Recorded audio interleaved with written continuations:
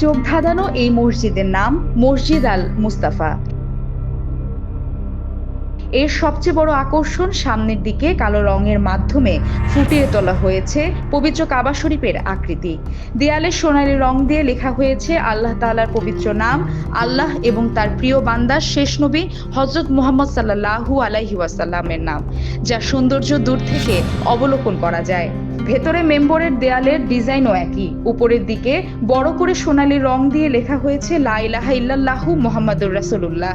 United গ্রুপের iconic এই project মসজিদ আল মুস্তাফায় বেশ কিছু ভিন্নতা দেখা গেছে।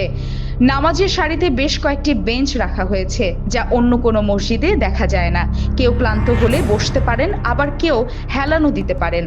মসজিদটি রাজধানীর 100 ফিটে মাদানী এভিনিউয়ে ইউনাইটেড সিটিতে অবস্থিত। এটি ইউনাইটেড গ্রুপের একটি আইকনিক প্রজেক্ট। 5 তলা বিশিষ্ট এই মসজিদে আলাদা কোনো জানালা নেই।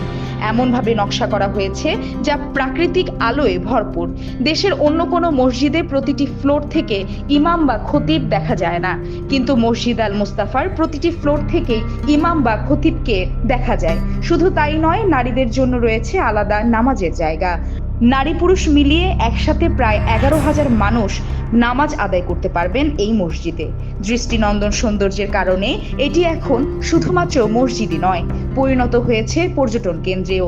দেশের বিভিন্ন এলাকার বিপুল সংখ্যক মানুষ প্রতিদিন দেখতে আসেন এই মসজিদের অপরূপ সৌন্দর্য। মসজিদের চারপাশে 4টি আরবের খেজুর গাছ লাগানো হয়েছে, যার কোনোটিতে আবার খেজুরও দেখা যায়। রয়েছে চোখ জুড়ানো পানির ফোয়ারা। দর্শনার্থীরা বিমোহিত হয় এর গঠন কাঠামো আর চারপাশের সবুজে ঘেরা প্রাকৃতিক ছোঁয়ায়। মসজিদ আল মুস্তাফায় রয়েছে 2টি চলন্ত সিঁড়ি। 16 লাখ টাকা ব্যয়ে লাগানো হয়েছে ঝাড়বাতি, যা এখনো চালু হয়নি। চীন থেকে আনা হয়েছে মেঝেতে বিছানো কার্পেট। লাগানো হয়েছে উন্নত মানের সাউন্ড সিস্টেম। একটি সেন্ট্রাল এয়ার কন্ডিশনের মাধ্যমে শীতল রাখা হয় মসজিদটিকে। আকর্ষণীয় করে তৈরি করা হয়েছে মসজিদের অজুখানাও, যেখানে রয়েছে বেশ কয়েকটি বেসিনও। যারা গাড়ি দিয়ে নামাজে আসেন তাদের জন্য রয়েছে স্বস্তি, কারণ মসজিদের নিচে বিশাল পার্কিংয়ে 105টি গাড়ি একসাথে রাখা যায়। জনশ্রুতি আছে মসজিদ আল মুস্তাফার নির্মাণ খরচ 300 কোটি টাকার বেশি। সুউচ্চ বিশেষ ধরনের একটি গম্বুজ রয়েছে, যার রং সোনালী।